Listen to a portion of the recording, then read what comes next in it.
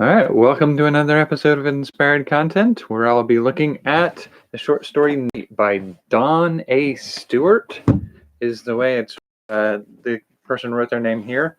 But if it's to be believed, Don A Stuart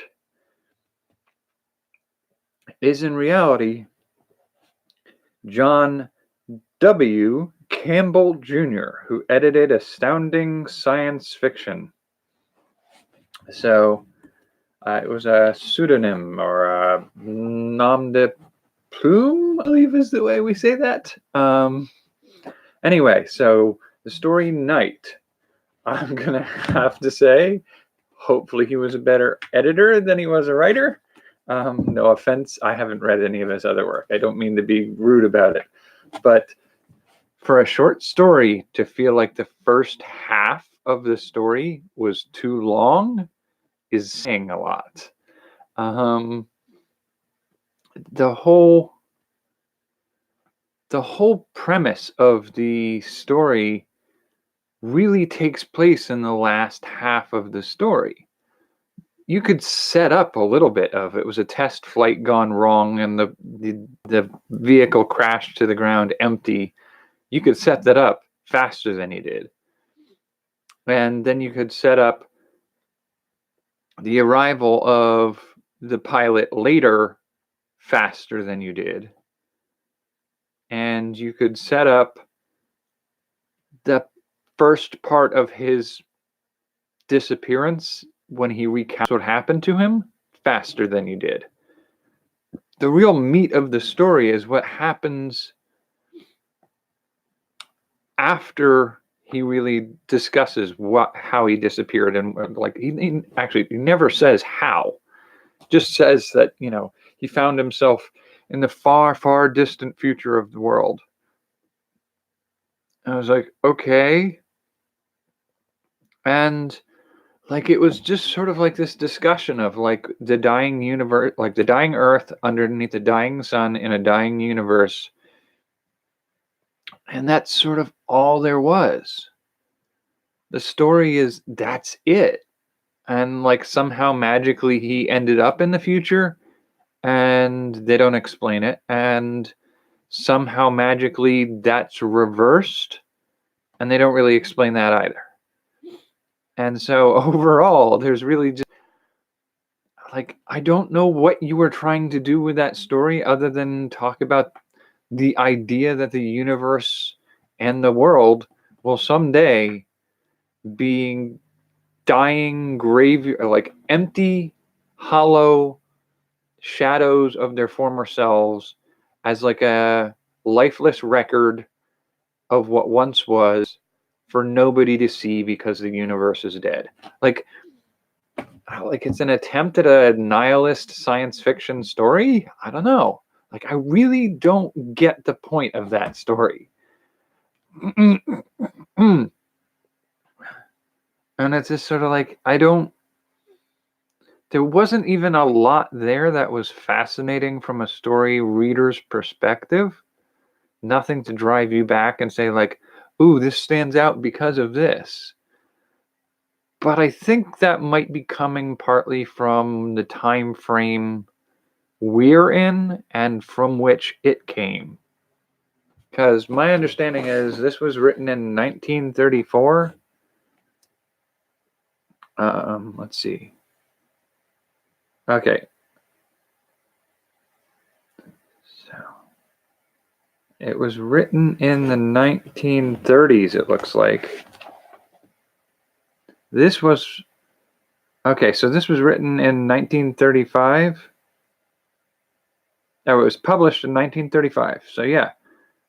And I mean, it gets some of the things about it that it talks about the science of what the end of the sun and the end of the earth will look like.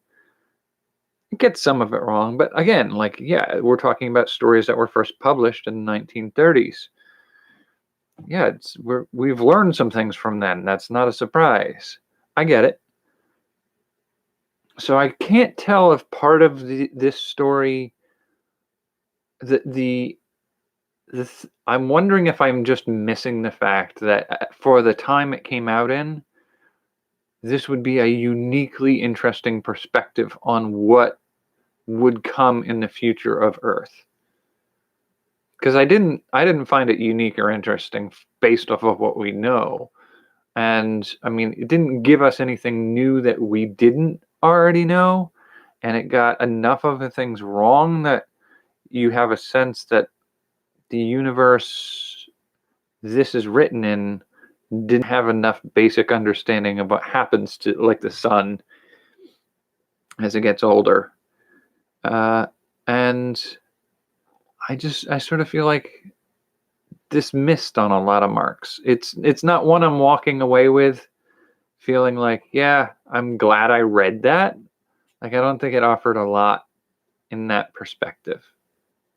And like I said, the first half of the story is just like the beginning doesn't grab me. It's a character that isn't the main character talking about another character who isn't the main character's reaction to a thing that's happening to the main character's ship, which they can barely see. And it's just like, and it just sort of goes from there for a bit.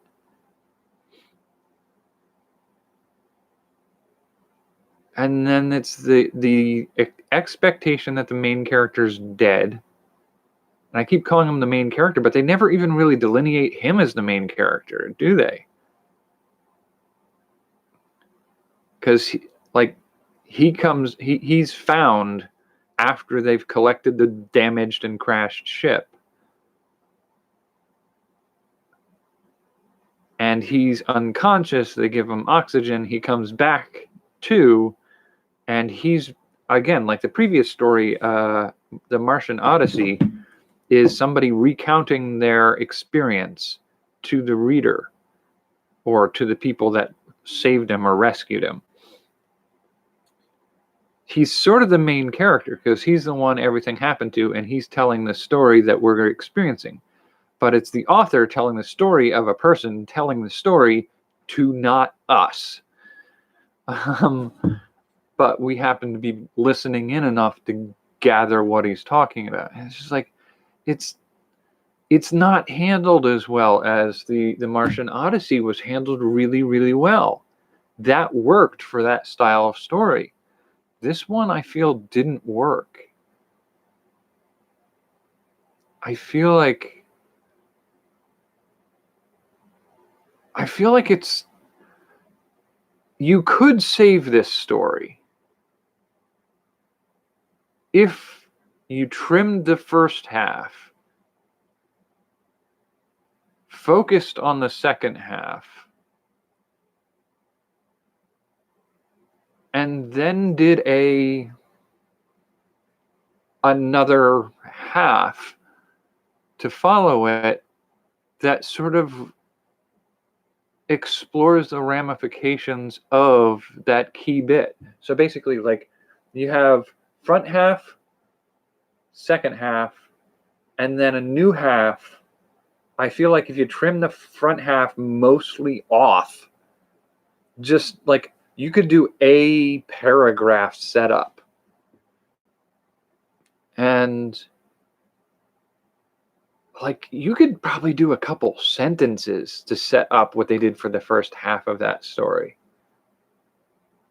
And then do the meat of that short story. And that meat in this story had little to no, like it was really just somebody talking about what the end of the world and the end of the universe looks like to them, and they're glad to be back or some such thing. And I feel like if you did, it's cheesy to use the old phrase show don't tell, but I feel like in this case, show us what that experience did to the character. Don't just have them tell us it was a shocking and like mind-numbing experience of that time in the future. tell us what it's like for somebody to see that and then come back, and how you reconcile that in the present, because that's one of the things about like the nihilistic worldview, where everything we're ever going to do is going to come to nothing.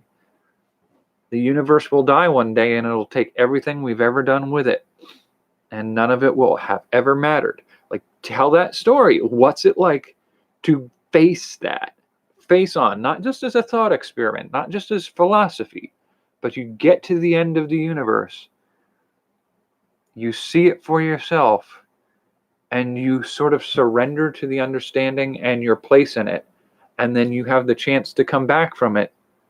What does that do to you, and how do you come back from that? How do you interact with this world? Like, even if it's the story of somebody just slowly going mad, unable to reconcile that, and just offing themselves at some point, that would be more of a story. If it's somebody recovering and figuring out, okay, like, but now is now, and I can't live for whether or not now is important a billion years in the future. And finding out like how they manage to move through and get back into life. Like, either of those paths would have been a good follow-up that needed. Anyway, that's my rant right there, and that's a free prompt, I guess, at that point for this story. I will do the follow-up to this with the creative prompts next, and I will see you there for that. So, see you in the next episode.